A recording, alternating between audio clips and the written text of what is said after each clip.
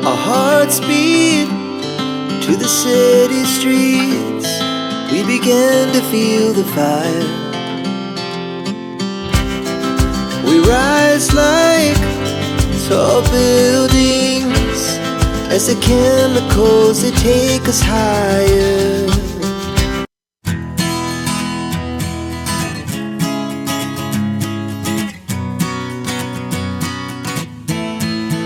नमस्कार, शुभ सकाळ. सुंदर अशा दिवसाच्या सुंदर अशा शुभेच्छा. मी प्राजक्ता आपल्या एका नवीन ब्लॉगमध्ये तुमच्या सगळ्यांचं खूप मनापासून स्वागत करते.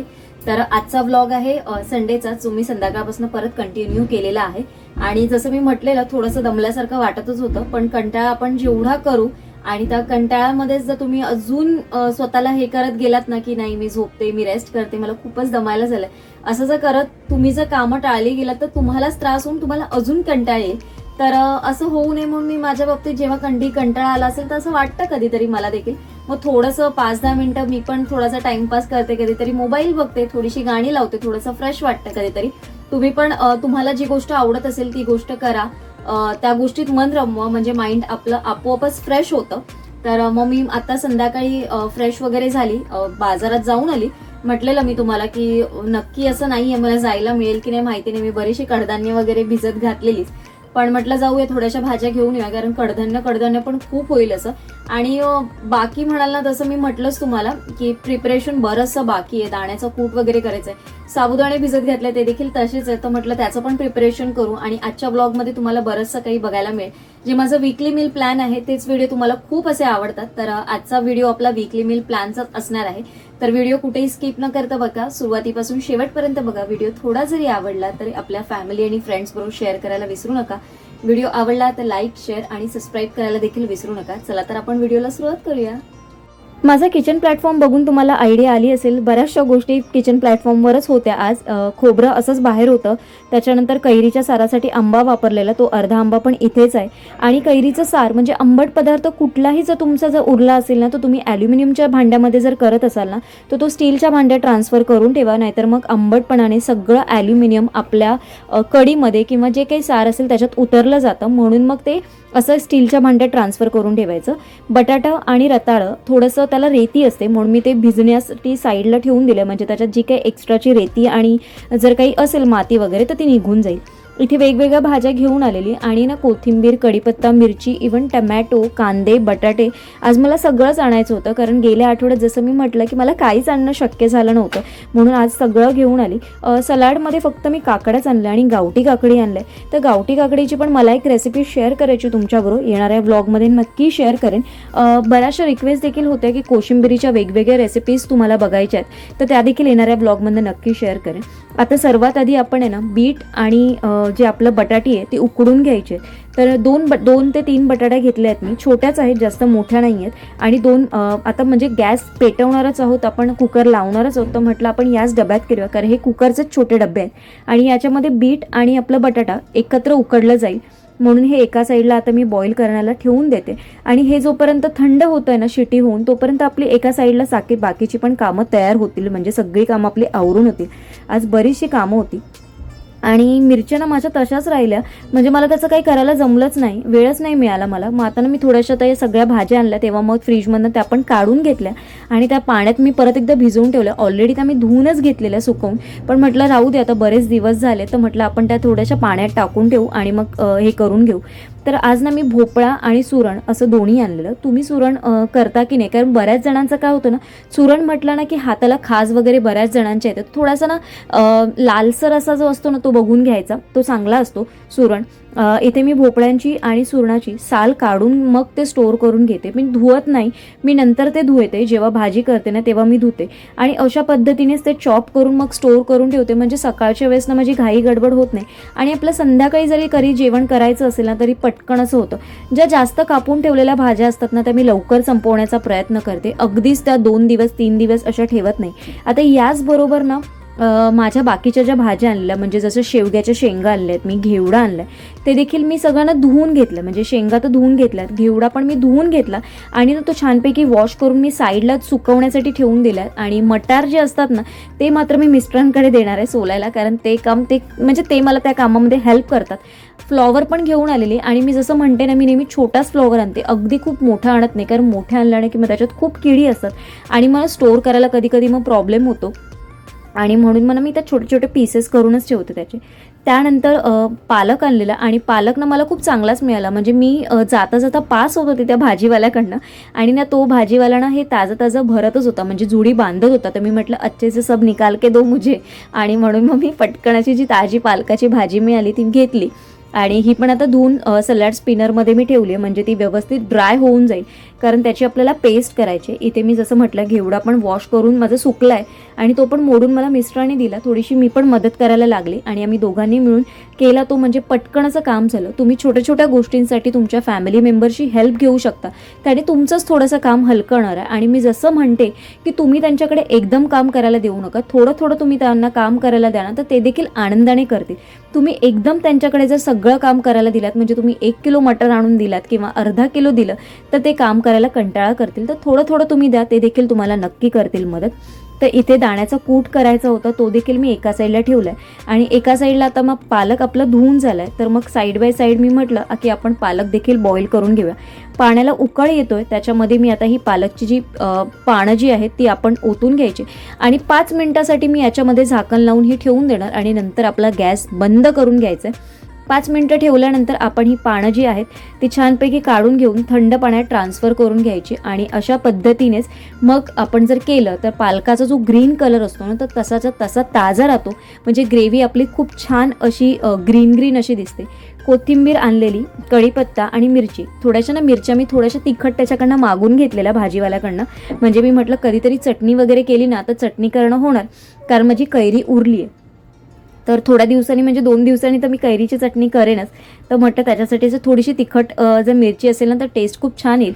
कढीपत्ता आज मी अख्खाच ठेवते, कारण ना खूप असा जाड कढीपत्ता नाही आहे, थोडा बारीकच पानं होती, म्हणून मग म्हटलं की राहू दे, आपण तो काढूया नको, असं म्हणजे दांडी सकटच आपण स्टोअर करूया.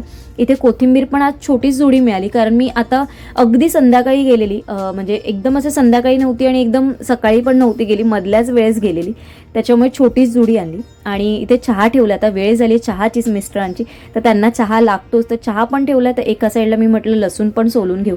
जेवढं तुम्ही मल्टीटास्किंग राहाल ना तेवढी तुमची कामं पटापट अशी होतात आणि एकदा तुम्ही कुठे ब्रेक घेतलात ना, थोडासा कंटाळा केलात ना की मग काम हातातलं अजून लांबत जातं. तर इथे मी दाणे पण सोलून घेतलं, चहा मिस्टरांना दिला, एका साईडला दाण्याचा कूट करून घेतला आणि याच मिक्सरच्या भांड्यामध्ये ना आपण आता पालकची प्युरी करून घेणार आहोत. म्हणून मी पहिले दाण्याचा कूट करून घेतला, कारण मग नंतर मग ते ओलं होणार परत मिक्सरचं भांडं, म्हणून म्हटलं की आपण दाण्याच्या कूट ज्या भांड्यात करू त्याच्यातच आपण पालकची प्युरी करून घेऊया.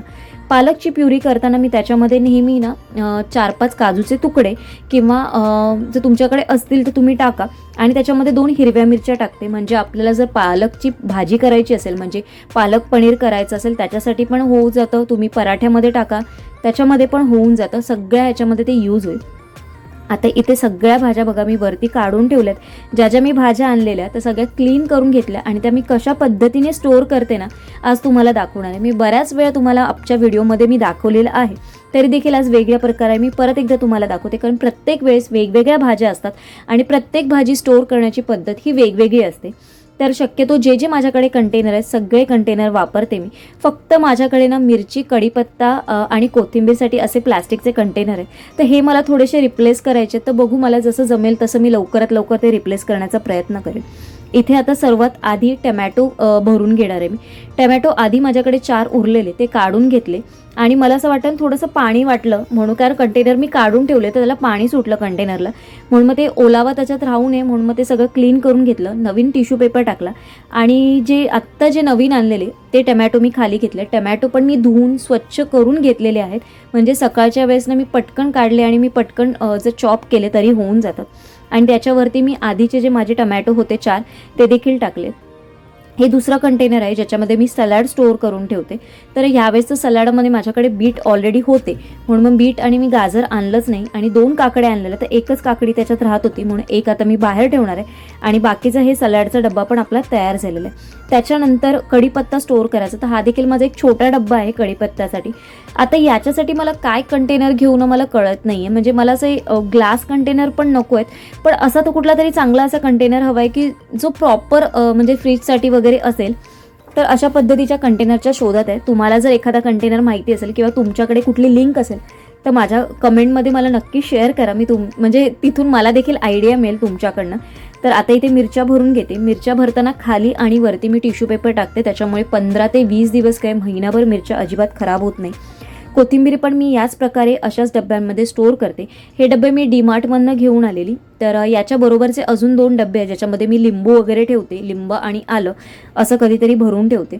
तर हे झालेलं आहे. आता याच्यानंतर आपले ग्लास कंटेनरमध्ये आपण जे सगळ्या भाज्या ठेवल्यात त्या भरून घ्यायच्या. तर ग्लास कंटेनरमध्ये, छोट्या ग्लास कंटेनरमध्ये मी पहिला फ्लॉवर भरून घेते. त्याच्यानंतर आपल्याला भरायचं आहे तो म्हणजे मोठ्या ग्लास कंटेनरमध्ये मी भोपळा आणि सुरण असं दोन्ही ठेवून घेणार. कारण दोन्ही एकत्र होऊन जातील. या फळभाज्या आहेत तर त्या दोन्ही एकत्र ठेवल्या तर बऱ्या पडतील आणि काढताना पण मला बऱ्या पडतील. आता याच्यावरती एखादा जर टिश्यू पेपर टाकला तरी तुम्ही चालेल, नाही टाकला तरी चालेल. पण कसं होतं कधी कधी पाणी सुटतं, वरती प्लास्टिक असतं त्याच्यामुळे, म्हणून ते देखील करून ठेवते. स्टीलचे हे मोठे डबे जे मी हळदी कुंकूला वाटले त्याचा उपयोग मला देखील खूप झाला. तर याच्यामध्ये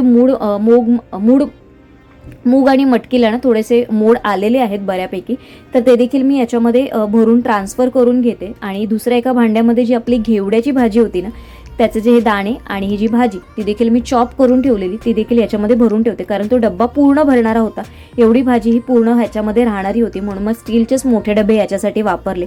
आणि भाजी याच्यामध्ये खूप चांगली अशा पद्धतीने राहते. आता या दुसऱ्या डब्यात मी शेंगा पण अशा सोलून ठेवते. आणि याच्यावरती पण तुम्ही टिश्यू पेपर टाका किंवा नाही टाकलात तरी चालेल, पण माझी सवय आहे नेहमी मी टिश्यू पेपर टाकतेच, त्याच्यामुळे मी टिश्यू पेपर टाकला आणि त्याच्यावरती परत एकदा झाकण लावून पॅक करून ठेवून दिलं. आता त्याच्यानंतर ह्याच्यासाठी लसणासाठी ना मी ॲक्च्युली एक ग्लास कंटेनर वापरलेला, पण तो जेव्हा खाली झाला तेव्हा मी दुसऱ्या कशासाठी तरी वापरला, म्हणून ना मग मी आता कॉफीच्या बॉटलमध्येच बरेच महिने झाले लसूण त्याच्यामध्ये स्टोअर करते. इथे झिपलॉक पाऊचमध्ये मटार जे सोललेले 1/2 किलो आणलेले आणि ते ना असे 2 वेगवेगळ्या पाऊचमध्ये भरून ठेवते मी. अगदीच एकदम मोठ्या पाऊचमध्ये एकाच ठिकाणी भरत नाही. आणि माझी सवयच आहे की सगळं एकदम एकाच पॅकेटमध्ये मी कधीच भरत नाही, थोडं करूनच भरते. म्हणजे जेव्हा आपण काढतो ना तेव्हा त्या गोष्टी सगळ्याच गोष्टींमध्ये खराब होत नाहीत. आता पालकची प्युरी आहे ते देखील काढून घेतले. कधीतरी पालकच्या पुऱ्या करायच्या असतील किंवा पराठे करायचे असतील ना तर म्हणजे असं परफेक्ट काही केलेलं असेल ना तर आपले झटपट पटकन असे पराठे तयार होऊन जातात. तर आता खोबऱ्यासाठी पण मला ना एक खूप चांगला असा काचेचा कंटेनर घ्यायचा आहे जो फ्रीझरमध्ये स्टोअर होईल, तर त्याच्या पण मी शोधात आहे. तर तोपर्यंत मी आता सध्या हा प्लास्टिकचाच कंटेनर वापरते. तर याच्यामध्ये मी थोडं खोबरं ठेवून दिलं आहे जे स्टोअर करणार आहे आणि थोडं खोबरं मी बाहेर ठेवणार आहे, कारण मला आता वाटप करायचं आहे. कारण उद्या मला रेसिपी बनवायची आहे, ती करायची आहे. तर इथे मी आंबा पण बघा म्हणजे रॅपमध्ये मी रॅप करून ठेवला, त्याच्यामुळे तो काळा कुठे पडणार नाही आपण जर या रॅपमध्ये रॅप करून ठेवला. आणि ह्या रॅपची कॉस्ट अगदी खूप स्वस्त आहे, 100 ते 120 रुपयाला तुम्हाला मिळतो. आणि तो कुठेही होलसेल मार्केटमध्ये तुम्हाला अवेलेबल आहे. इथे साबुदाणे ठेवलेत, ते आता काढून ठेवलेत, म्हणजे मी ते थोडा वेळ फ्रीजच्या बाहेर काढून ठेवले तर थंड होतील. आणि इथे माझी जी साईड बाय साईड अजून जी कामं आहेत ना ती देखील मला करायची आहेत, तर ती देखील करून घेते. हाताबरोबर ती देखील कामं होऊन जातात माझी. इथे मसाला मी जसं म्हटलेलं मसाला संपलेला, तर त्याचा जो डब्बा होता तो भरून घ्यायचा होता, म्हणून मी थोडासा डब्बा म्हणजे मसाला काढून घेतला. पूर्ण मी अगदी अर्धा डब्बा पण भरत नाही, कारण मग हात लागून मसाला खराब होतो, त्याच्यामुळे मी थोडासाच काढून ठेवते डब्यामध्ये. इथे ऑइल पण संपलेलं, तर ऑइल पण भरून घेते, ऑइल पण काढून घेते. त्याचबरोबर ज्या गोष्टी माझ्याकडे ज्या मला रिफिल करायच्या असतात ना संडेच्या दिवसामध्ये, त्या सगळ्या गोष्टी मी याच्यामध्ये भरून घेते. त्याच्यानंतर ओट्स आहेत माझ्याकडे, ते देखील मला भरायचे होते. आणि छोट्या ज्या गोष्टी असतात ना त्या आपण साईड बाय साईड करून घेतल्या ना तर आपली कामं पटकन होतात. आठवड्याभरामध्ये आपला बराचसा वेळ वाचत असतो. आता आपण ना साबुदाणे वडे करणार आहे, कारण आत्ता तर मी काही साबुदाण्याची खिचडी खाणार नाही. आणि म्हटलं उद्यासाठी आपण कशाला घाई गडबड करायची, म्हणजे सकाळी परत मग फोडणी द्यायची खिचडीला वगैरे, त्याच्यासाठी म्हटलं की आपण आता वड्यांचंच प्रिपरेशन करून घेऊ. कारण अनायसे मी बटाटे पण उकडलेले, तर मी बटाटे उकडलेले मी साबुदाण्याचा वडे करायचं या विचारानेच ते उकडून घेतलेले. तर याच्यामध्ये जसं आवडतं तुम्हाला, जसं दाण्याचा कूट आहे, जिरा आहे, कोथिंबीर आहे, कढीपत्ता आहे, या सगळ्या गोष्टी मी टाकल्या. पण ॲक्च्युली माझ्याकडे काय झालं, घाई गडबडीत आहे ना, मी कढीपत्ता असतो ना तो तोडून टाकायचा विसरली आणि मी तो अख्खाच टाकला. जेवढा तुम्ही तोडून जर टाकाल ना तर त्याची टेस्ट खूप छान येते आपल्या वड्यामध्ये. पण मी ना तो घाई गडबडीत अख्खाच टाकला आणि नंतर मी जेव्हा ते मिश्रण सगळं मिक्स करायला गेली ना तेव्हा मग तो त्याच्यामध्ये राहत नव्हता आणि मग तो सगळा बाहेर येत होता. तर घाई गडबडीत कधी कधी असं होतं माझ्याकडनं पण. तर तुमचं होऊ नये म्हणून तुम्ही तोडून टाका किंवा मग कापून टाका. आता आपण ह्याचे ना छानपैकी वडे करून घेणार. तर मी माझ्याकडे हा टप्परवेअरचा डबा आहे, याच्यामध्ये मी जे आपण साबुदाणे वडे केलेत ते भरून घेणार आहेत. खाली मी बटर पेपर टाकलाय म्हणजे ते खाली कुठे चिकटणार नाही आणि त्याला जास्त पाणी देखील सुटणार नाही. तर ज्या साईजचे पाहिजे त्या साईजचे आपण वडे बनवून घेणार आहोत. थोडंसं हाताला मी तेल लावलंय आणि छानपैकी वडे करून घेते. मी अगदी मोठे आणि अगदी छोटे देखील नाही, अगदी मीडियम आकाराचे वडे सगळे करून घेतलेत. आणि याच्यावरती तुम्हाला पाहिजे तर तुम्ही टिश्यू पेपर ठेवा किंवा नाही ठेवलात तरी चालेल, कारण जास्तचं पाणी सुटणार नाही. याच्यामध्ये आपण बटर पेपरचा वापर केलाय म्हणून हे स्टोअर करण्यासाठी आपण वरती ठेवून घ्यायचं आणि मग फ्रीजमध्ये तुम्ही आरामात स्टोअर करू शकता. तर अशा पद्धतीने माझी सगळी कामं आवरलेली आहेत. आणि कामांचा हा पसारा झाल्यानंतर अजून एक पसारा जो होतो भरपूर मोठा असा असतो आणि त्याचाच आपल्याला कंटाळा येत असतो, तो म्हणजे भांडी घासायचा. पण ती मी नंतरसाठी ठेवत नाही. आता हे सगळं माझं झालंय, याच्यामध्येच माझे जवळपास 2-2.5 तास जास्तच गेलेत. कारण मग व्हिडिओ शूट करायचा असेल तर मग मला थोडा वेळ जास्त लागतो, नाही ते एका तासात माझं पटकन सगळं आवरून होतं. तर कसं असतं म्हणजे कॅमेरा शूट करणं, इथे अँगल लावा, तिथे अँगल लावणं, अशा सगळ्यामध्ये माझा वेळ जातो. तर त्याच्यामुळे थोडंसं मला उशीर होतो. म्हणून थोडीशी कामं मी लवकरच चालू करते. म्हणजे टाइम मॅनेजमेंट मी करून ठेवलेलंच आहे. टाइम मॅनेजमेंट असेल ना तर आपण सगळ्या गोष्टी व्यवस्थितरित्या सगळ्या गोष्टी करू शकतो. म्हणूनच तुम्ही बघू शकता सकाळी मी कशी होती, म्हणजे कालच्या व्हिडिओमध्ये तुम्ही मला बघितलं असेल की मी कशी होती, आणि आत्ताचा हा जो व्हिडिओ म्हणजे हा संध्याकाळचाच व्हिडिओ पण तुम्हाला हा दुसऱ्या दिवशी बघायला मिळेल. तर माझी एनर्जी कशी आहे. तर एकदा तुम्ही काम करायला घेतलात ना की तुम्हाला त्याच्यात इंटरेस्ट जर असेल आणि ते तुम्ही आनंदाने केलात ना तर तुम्हाला ते काम करण्याची इच्छा अजून वाढेल आणि तुम्ही छान प्रकारे सगळी कामं बॅलन्स करू शकता. म्हणजे हे पण तुम्हाला करायचं आहे, तुम्हाला ते पण करायचं, अशी सगळी कामं जे आपण म्हणतो ना ती सगळी कामं आपण एका ह्याच्यातच करू शकतो. आता बाकीचं तर इकडचं मेन जे माझं शॉपिंग वगैरे होतं सगळं झालं. फ्रीजमध्ये पण सगळं ऑर्गनाईज जागच्या जागी करून ठेवलंय. फक्त आता हा मसाल्याचा डब्बा ठेवते, ऑइलचं वगैरे तर ठेवलंय आणि आता भांडे घासून घ्यायलाच म्हणजे तेच जाते, कारण मग नंतरसाठी भांडी खूप होतात आणि नंतर मला आता वाटप पण करायचं. तर वाटपची रेसिपी मी काही शेअर करणार नाही, याच्या आधी मी ऑलरेडी शेअर केलंय. आणि आता गरमी आहे तर मी काही त्याच्यात कांदा म्हणजे फक्त कांदा खोबऱ्याचंच करते, त्याच्यामध्ये आलं लसूण वगैरे असं जास्त असं खूप टाकत नाही. कोथिंबीर फक्त टाकते आणि तशा पद्धतीनेच वाटप करते. आजचा व्हिडिओ आय होप तुम्हाला आवडला असेल. तुम्हाला तो कसा वाटला मला नक्की कमेंट करून सांगा. तुमची प्रत्येक कमेंट ही माझ्यासाठी एक नवीन एनर्जी घेऊन येत असते. सो प्लीज कमेंट करायला विसरू नका. आणि व्हिडिओ थोडा जरी आवडला असेल तर लाईक, शेअर, चॅनलला सबस्क्राईब करायला विसरू नका. लवकरच भेटू म्हणजे उद्याच्या अशाच एका छानशा ब्लॉग सोबत. तोपर्यंत सगळ्यांना Shri Swami Samarth. Bye bye and take care.